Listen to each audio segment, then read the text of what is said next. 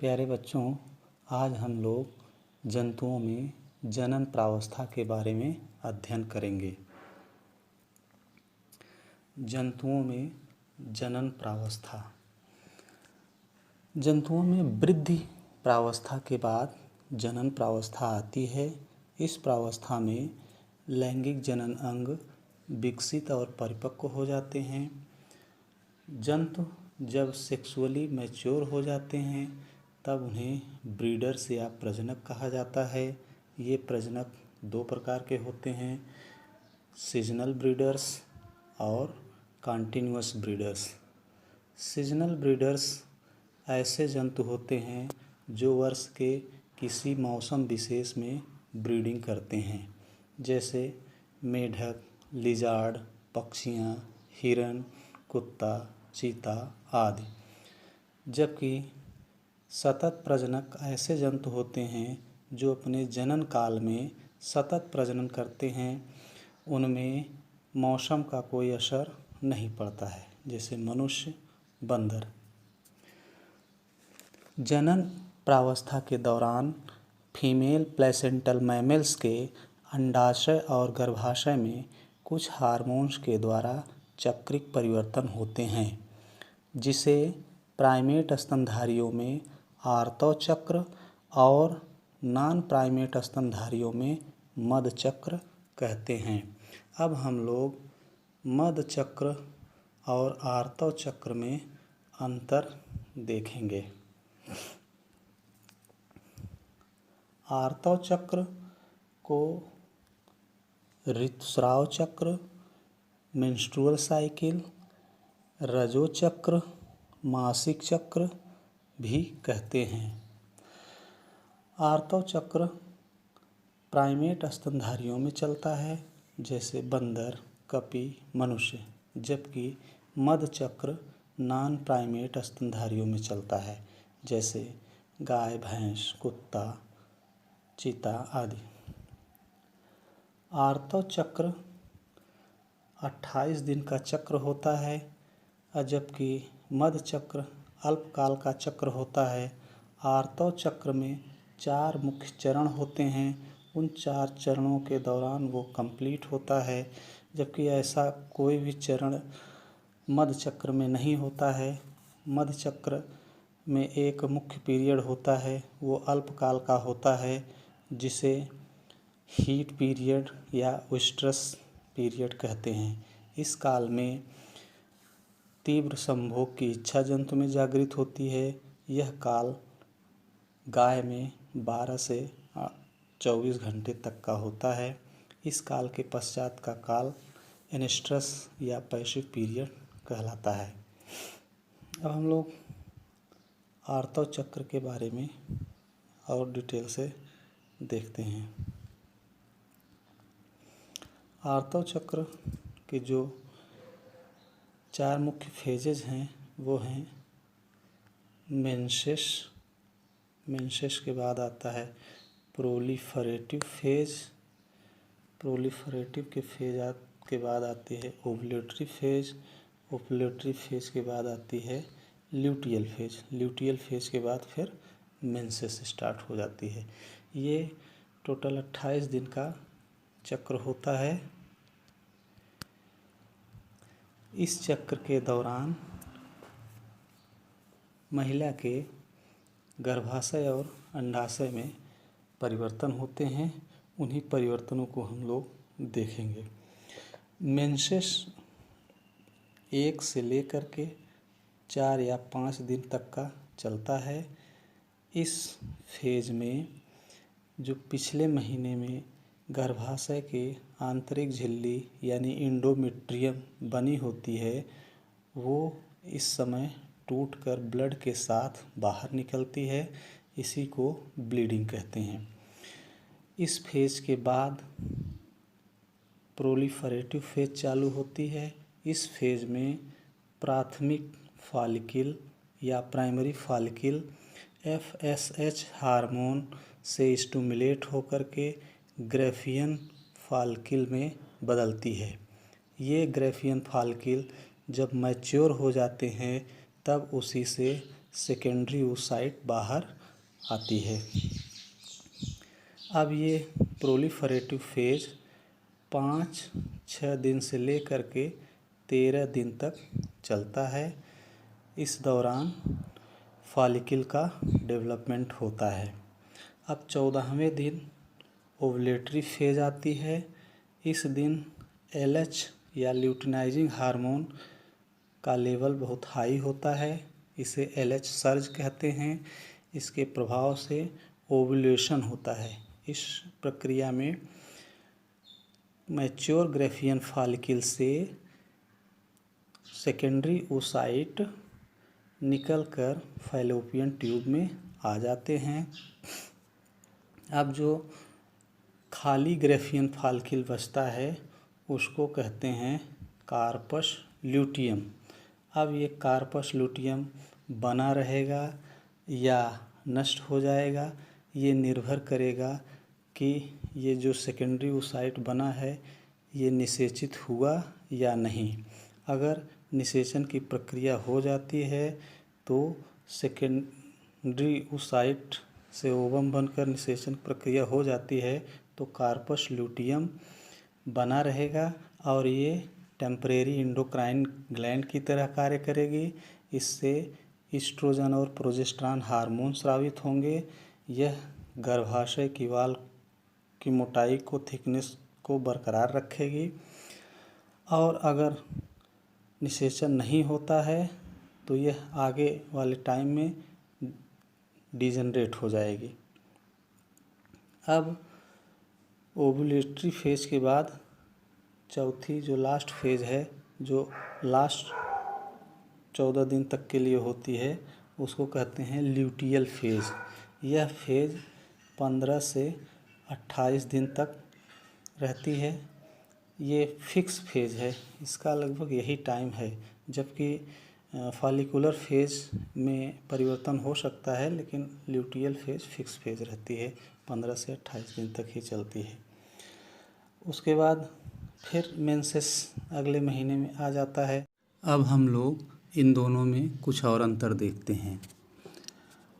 आर्तव चक्र हर माह चलता है।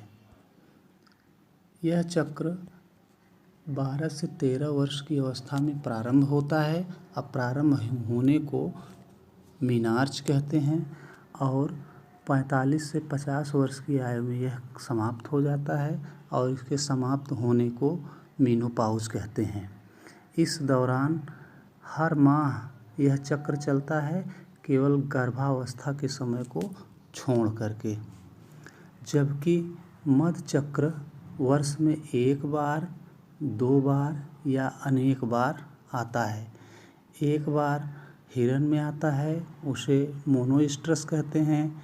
2 बार कुत्ता बिल्ली में आता है, इसे बाइस्ट्रस कहते हैं। और अनेक बार चूहे में आता है, इसे पॉलीस्ट्रस कहते हैं।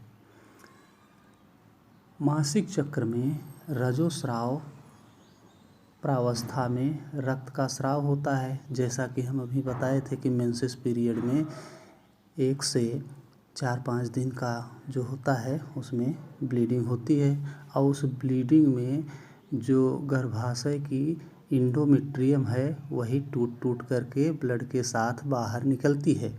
जबकि मध चक्र में इस प्रकार का रक्तस्राव नहीं होता है और वहाँ टूटी हुई इंडोमेट्रियम वहीं पर अवशोषित हो जाती है।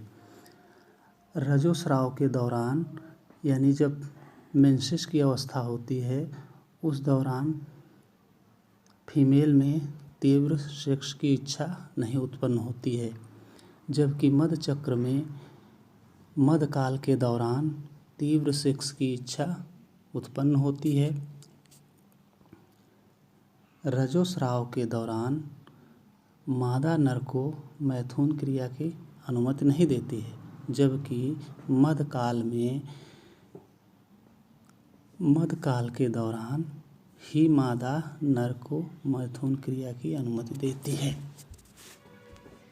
अब हम लोग लैंगिक जनन से संबंधित कुछ महत्वपूर्ण घटनाओं के बारे में देखते हैं। लैंगिक जनन करने वाला जीव चाहे सरल संरचना का हो या जटिल संरचना का, उनमें 3 महत्वपूर्ण घटनाएं देखने को मिलती हैं। पहला, निषेचन से पूर्व की घटना, दूसरा निषेचन के दौरान की घटना और तीसरा निषेचन के बाद की घटना। अब हम लोग देखते हैं कि निषेचन के पूर्व की कौन कौन सी घटनाएं हैं। निषेचन के पूर्व युग्मक का निर्माण होता है और युग्मक ट्रांसफ़र होते हैं। ये 2 महत्वपूर्ण बातें होती हैं, यानी गैमेटोजेनेसिस की प्रक्रिया और गैमीट ट्रांसफ़र। 2 बातें यहाँ पर ध्यान देने वाली बात हैं, गैमेटोजेनेसिस और गैमीट का ट्रांसफ़र। अब गैमेटोजेनेसिस में क्या होता है? गैमेटोजेनेसिस का मतलब होता है गैमीट का फॉर्मेशन, यानी युग्मकों का निर्माण। ये जो युग्मक बनते हैं ये नर और मादा दोनों युग्मक होते हैं और दोनों अगुणित होते हैं। आकार, माप, कार्य और व्यवहार के आधार पर ये युग्मक 3 प्रकार के होते हैं। पहला, आइसोगैमीट्स। आइसोगैमीट्स में नर और मादा दोनों युग्मक शेप साइज में हूबहू एक जैसे होते हैं, जबकि एनिसोगैमीट्स में नर युग्मक छोटा होता है, मादा युग्मक बड़ा होता है, यानी उन दोनों का शेप जो है बिल्कुल एक जैसा है लेकिन साइज अलग अलग है। जबकि हेटेरोगैमीट्स में यानी विषम युग्मक में नर और मादा दोनों युग्मक शेप, साइज, फंक्शन और व्यवहार में पूरी तरह से अलग होते हैं, यानी मॉर्फोलॉजिकली और physiologically both gametes are different. इस प्रकार के गैमीट्स विविध जीव वर्ग में पाए जाते हैं, जैसे कुछ शैवालों में क्लेमाइडोमोनास कॉक्सीफोरा, कारा, ओइडोगोनियम, कुछ फंजाई में पाए जाते हैं, ब्रायोफाइट्स में, टेरोडोफाइट्स में, जिम्नोस्पर्म में, एंजियोस्पर्म में और एनिमल्स में पाए जाते हैं। अब हम लोग देखते हैं जीवों में लैंगिकता। यहाँ पर जीवों में लैंगिकता का मतलब है कि जीवों में दोनों लिंग यानी नर और मादा दोनों लिंग प्रेजेंट हैं या केवल एक ही लिंग प्रेजेंट है। यानी इस यहाँ पर 2 बातें देखने को मिलती हैं, जैसे मान लीजिए ये केचुआ है, एक जीव है। अब इस जीव में दोनों सेक्स ऑर्गन उपस्थित हैं या केवल एक? केचुए के केस में देखा जाए तो एक ही जीव में दोनों सेक्स ऑर्गन उपस्थित हैं, यानी यहाँ पर देखा जाए तो जो मेल सेक्स ऑर्गन है वो 10वें 11वें खंड पर स्थित है और जो फीमेल सेक्स ऑर्गन है वो 13वें खंड पर स्थित है। और दूसरी तरफ देखा जाए तो जैसे मान लीजिए कॉकरोच है तो ये नर कॉकरोच और मादा कॉकरोच अलग अलग हैं। कुछ ऐसे पौधे भी हैं जिसमें एक ही पौधे में नर और मादा जनन अंग दोनों एक ही पौधे में पाए जा रहे हैं, जैसे कारा है। और कुछ ऐसे भी पौधे हैं जिसमें नर पौधा अलग है, मादा पौधा अलग है, जैसे मार्केंसिया है। अब इन 2 बातों को भिन्न भिन्न शब्दों के द्वारा समझेंगे। इन 2 बातों के लिए भिन्न भिन्न शब्दावलियाँ प्रयोग की गई हैं। एक तब देखेंगे जब दोनों सेक्स ऑर्गन एक ही जीव में उपस्थित हैं, उसके लिए कौन कौन से शब्द प्रयोग किए जाते हैं। इन्हीं शब्दों में बच्चे कंफ्यूज हो जाते हैं और परीक्षा में उत्तर गलत कर देते हैं। यहाँ पर आपको क्लियर कट समझना है। तो हम ये बात कर रहे थे कि जब दोनों सेक्स ऑर्गन एक ही जीव में उपस्थित होंगे तो उनके लिए कौन कौन से शब्द प्रयोग किए जाएंगे। पहला शब्द है बाइसेक्सुअल या द्विलिंगी। यह जनरली पुष्प के केस में होता है। बाइसेक्सुअल फ्लावर कहा जाता है तब जब उसमें एंड्रोसियम और गायनोसियम दोनों एक ही पुष्प में उपस्थित हों, जैसे सरसों का पुष्प है, मटर का है आदि। दूसरा शब्द आता है मोनोसियस प्लांट। इसमें नर और मादा दोनों सेक्स ऑर्गन एक ही प्लांट पर उपस्थित होते हैं। इस प्रकार के क्वेश्चन भी पूछे जाते हैं कि मोनोसियस प्लांट के एग्जाम्पल दीजिए, तो उसमें ध्यान देने वाली बात रहेगी कि इसमें जो पौधे आते हैं वो हैं कुकुरबिट्स, कोकोनट, मेज, कारा, कैस्टर, जोस्टेरा, सिरेटोफिल्लम। अब जो दूसरा शब्द इस्तेमाल करते हैं वो है होमोथैलिक। होमोथैलिक में नर और मादा सेक्स ऑर्गन एक ही थाइलस पर पाए जाते हैं और यह देखने को मिलता है म्यूकर टेनुइस, म्यूकर जेनेरोसिस में और राइजोपस सेक्सुएलिस में। अब अगला जो टर्म है वो प्रयुक्त किया जाता है हर्माफ्रोडाइट। जनरली जंतुओं के केस में होता है, माने उभयलिंगी जंतु। इस प्रकार के जंतु हैं केचुआ, जोंक, फीताक्रिम, स्टारफिश, माने एक ही जीव में नर और मादा जननांग दोनों पाए जाते हैं। इन्हें हर्माफ्रोडाइट एनिमल कहते हैं। इनको याद रखने के लिए हम एक वाक्य के रूप में ऐसे देखेंगे कि herbi homo same organism. Herbi homo is the same organism. माने यहाँ पर देखा जाए तो हर का मतलब हुआ हर्माफ्रोडाइट, BI का मतलब हुआ बाइसेक्सुअल, HO हो का मतलब हुआ होमोथैलिक, MO का मतलब हुआ मोनोसियस प्लांट। माने ये चारों टर्मिनोलॉजी एक ही जीव के लिए अप्लाई की जाएंगी। माने एक ही जीव पर दो अलग अलग सेक्स ऑर्गन एक ही जीव पर उपस्थित पाए जाते हैं तब ये शब्द यूज किए जाते हैं। अब हम लोग देखते हैं जब दोनों सेक्स ऑर्गन अलग अलग जीवों में उपस्थित हों तो उसके लिए कौन कौन से शब्द इस्तेमाल करते हैं। उसके लिए यूनिसेक्सुअल टर्म इस्तेमाल करते हैं। एक लिंगी जंतु, एक लिंगी पुष्प, जैसे देखा जाए जंतुओं में इस प्रकार की एक लिंगता बहुत ज़्यादा पाई जाती है। काकरोच है, फ्रॉग है, बर्ड है, मैमल्स हैं, यानी ये जीव जो है सेक्सुअल डाइमॉर्फिज्म शो करते हैं। दूसरा शब्द जो इस्तेमाल किया जाता है डायोसियस प्लांट। डायोसियस प्लांट का मतलब है एक लिंगाश्रयी पादप। एक लिंगाश्रयी पादप का मतलब जब दोनों जनन अंग यानी नर और मादा अलग अलग पौधों पर पाए जाएं। इस प्रकार के कौन कौन से पौधे हैं ये भी परीक्षा में पूछा जाता है। तो इसका पौधा पपाया है, पपीता, डेट पाम का है, वैलिसनेरिया है, मार्केंसिया है। इसमें पपाया में देखे होंगे आप लोग नर पपीते का पेड़ अलग होता है, मादा पपीते का पेड़ अलग होता है।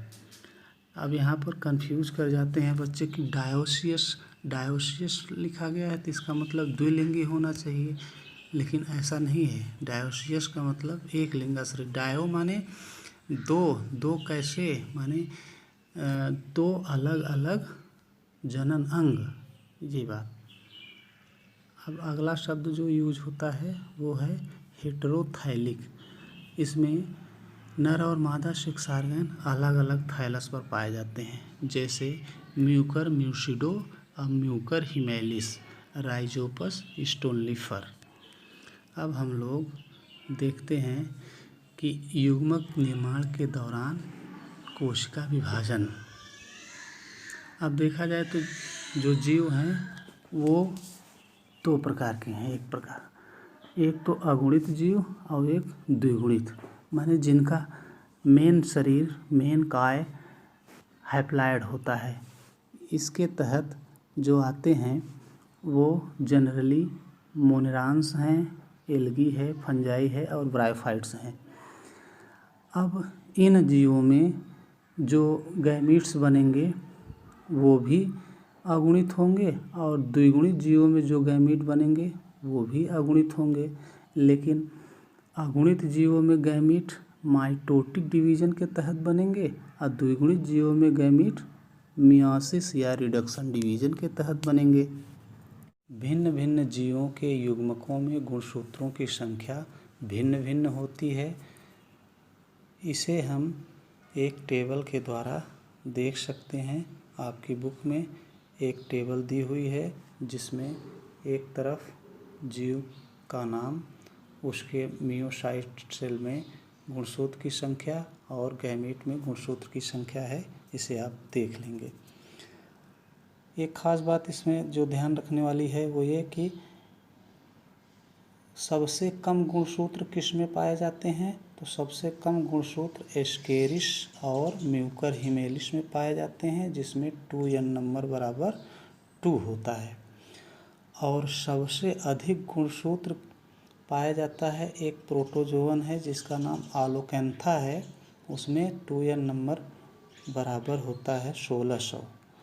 अगर पौधों के केस में कहा जाए कि किस पौधों में सबसे अधिक गुणसूत्र पाए जाते हैं, तो वो है ऑफियोग्लासम फर्न, इसमें 1260 गुणसूत्र पाए जाते हैं। अब हम लोग लैंगिक जनन की घटनाओं में जो पढ़ रहे थे उसमें दूसरी घटना पढ़ते हैं, युग्मकों का ट्रांसफ़र। युग्मकों का ट्रांसफ़र 4 ढंग से हो सकता है। पहला तब जब दोनों युग्मक यानी नर और मादा युग्मक मोटाइल हों, एक जैसे हों और जल के माध्यम से तैरकर एक दूसरे के पास आते हों और फ्यूजन करके जाइगोट बनाते हों। ऐसा कुछ शैवालों में होता है। दूसरी कंडीशन तब जब नर युग्मक छोटा हो, मोटाइल हो और मादा युग्मक नॉन मोटाइल हो। नर युग्मक जल के माध्यम से तैरकर मादा युग्मक तक पहुंचता हो, जैसे कुछ शैवाल, कुछ कवक, ब्रायोफाइट्स और टेरिडोफाइट्स में। तीसरी कंडीशन तब है जब नर युग्मक और मादा युग्मक दोनों नॉन मोटाइल हों। यह कंडीशन पुष्पी पादपों में देखने को मिलती है। यहाँ पे नर युग्मक पालन ग्रेन्स में पाए जाते हैं और मादा युग्मक भ्रूणकोश में पाए जाते हैं। पालन ग्रेन्स परागण की क्रिया द्वारा ट्रांसफ़र होकर के फीमेल गैमीट तक पहुँचते हैं।